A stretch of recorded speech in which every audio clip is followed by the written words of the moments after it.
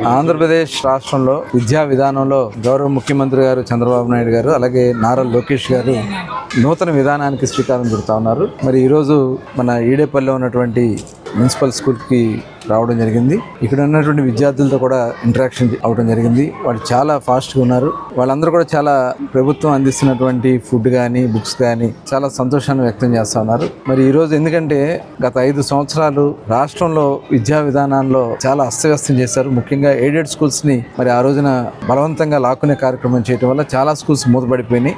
ఏదైతే GO number 117కి సంబంధించి కొన్ని స్కూల్స్ను మెర్జింగ్ చేయడానికి గత ప్రభుత్వం నిర్ణయాలని లోకేష్ గారు చాలా క్లోజ్గా పర్యవేక్షిస్తూ ఉన్నారు.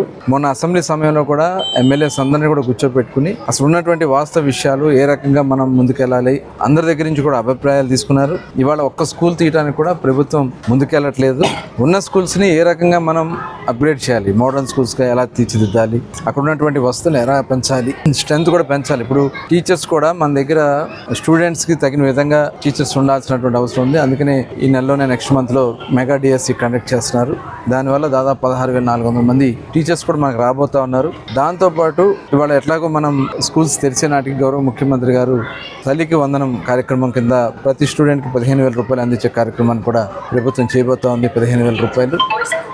ఇవే కాకుండా ఇవాళ చాలా మార్పులు విద్యా విధానంలో మార్పులు లోకేష్ గారు తీవ్రంగా ఆలోచన చేస్తూ ఉన్నారు. దానికోసమే ఇవాళ స్కూల్ కమిటీలు పేరెంట్స్ కమిటీలు ఏర్పాటు చేయడం జరిగింది. పేరెంట్స్ కమిటీ మీటింగ్ కూడా జరిగింది.